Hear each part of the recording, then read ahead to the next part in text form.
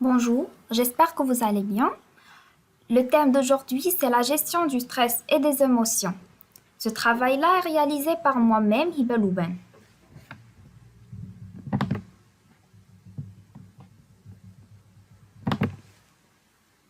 Le plan de notre présentation, c'est premièrement une introduction et puis il y a trois chapitres. Dans le premier chapitre, c'est le concept du stress. Au deuxième chapitre, c'est l'émotion.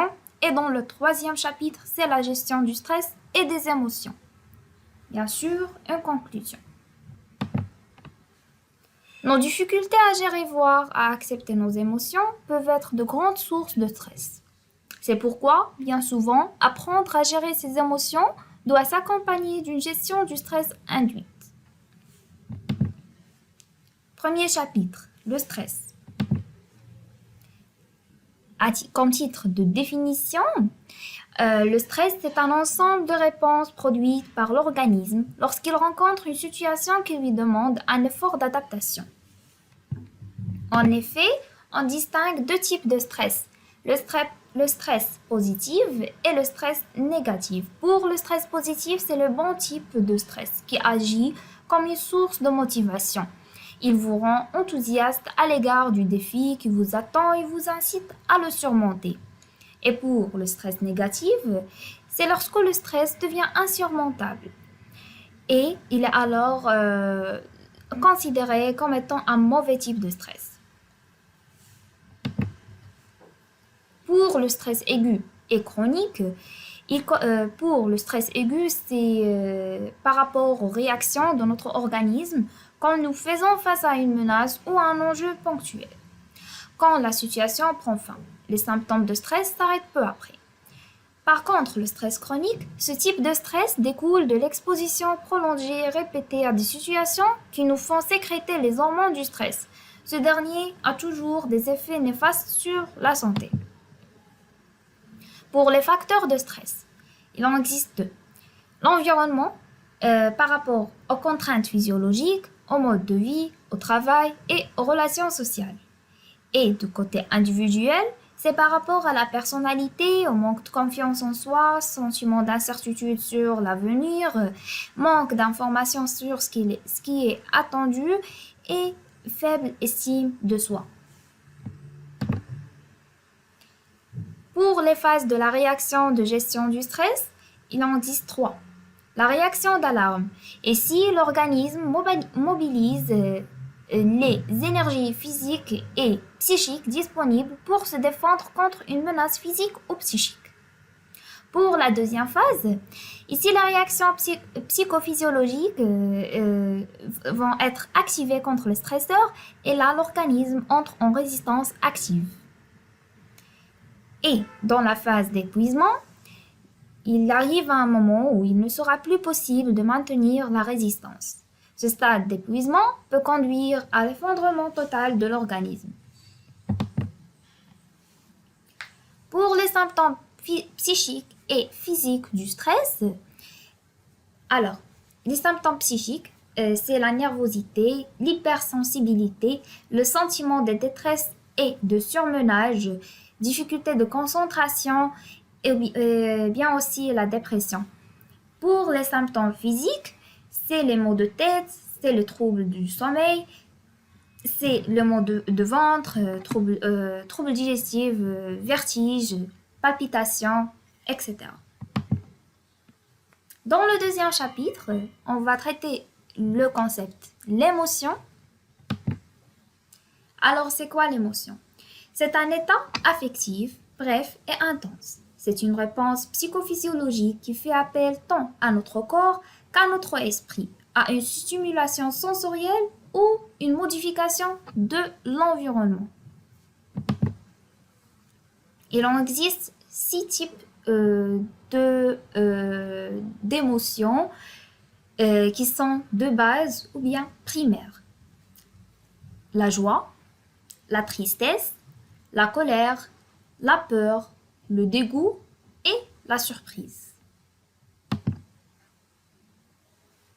Pour le processus émotionnel, Ce modèle-là, c'est fait par Gross et Thompson en 2007. Premièrement, il y a la situation, puis l'attention, l'évaluation et la réaction.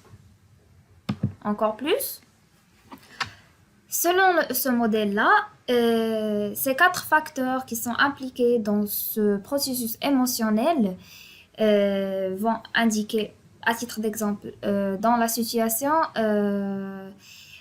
patienter avant un examen oral. Ici, c'est la situation. Deuxièmement, sur quoi nous focalisons notre attention. Alors ici, c'est par rapport se focaliser sur les risques, par exemple, oublier ce qu'on a appris. Et troisièmement, c'est l'évaluation subjective. On se met dans une situation où on se dit ça va être catastrophique.